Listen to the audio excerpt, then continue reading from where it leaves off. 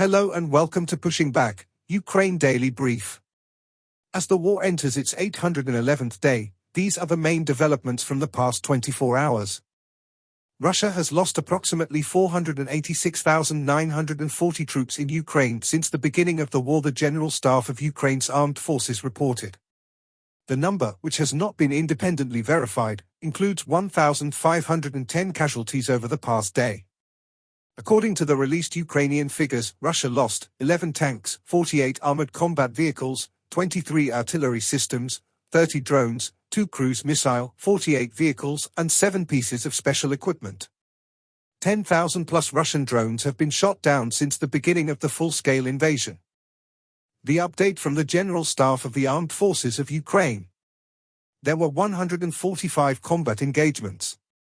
The enemy launched a total of 2 missile and 65 airstrikes, carried out 74 multiple launch rocket system attacks on positions of Ukrainian troops and various settlements.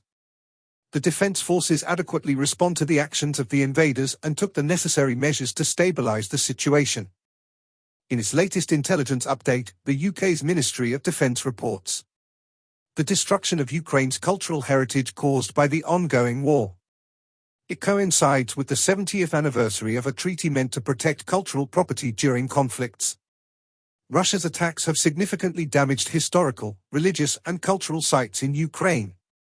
Ukrainian reports indicate nearly 2,000 cultural institutions have suffered losses and over 1,000 heritage sites are destroyed or damaged.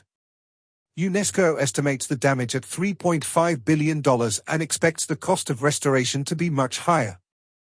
In its latest intelligence update, the Institute for the Study of War.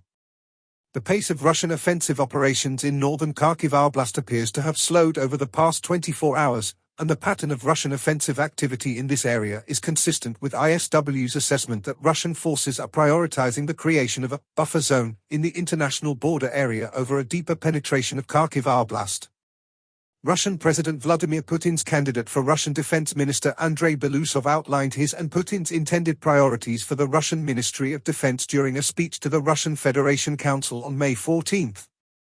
Russian authorities detained Russian Deputy Defense Minister and Russian MOD Main Personnel Directorate Head Lieutenant General Yuri Kuznetsov on May 13 on charges of accepting large-scale bribes. Putin appointed former Tula Oblast Governor Alexei Dyumin and former Security Council Secretary Nikolai Patrushev as his presidential assistants on May 14, further rebalancing his ministerial cabinet for his 5th term. The Georgian parliament passed Georgia's Russian-style foreign agents bill in its 3rd and final reading on May 14, amid continued protests against the bill in Tbilisi. U.S. Secretary of State Antony Blinken stated that the U.S. is interested in a bilateral security agreement with Ukraine during a visit to Kiev on May 14. Likely Ukrainian actors conducted a strike against a Russian railway line in Volgograd Oblast on May 14. The Russian MOD is reportedly coercing Russian citizens and migrants into Russian military service through false job opportunities, likely as part of ongoing crypto mobilization efforts. Ukrainian officials continue efforts to return forcibly deported Ukrainian children to Ukrainian-controlled territory from Russia. Russian forces recently marginally advanced near Liptsy, Vovchansk, Svatov, Chasiv Yar, Avdiivka, Donetsk City, and KRY. In Zelensky's nightly video he covered several points. Firstly, Commander-in-Chief Alexander Syrsky reported on the situation in Donetsk and Kharkiv regions. Warriors are actively defending against the occupiers' advances and reinforcing Kharkiv, with local residents rising to defend their region. Secondly, U.S. Secretary of State Blinken came to Kiev to discuss defense assistance.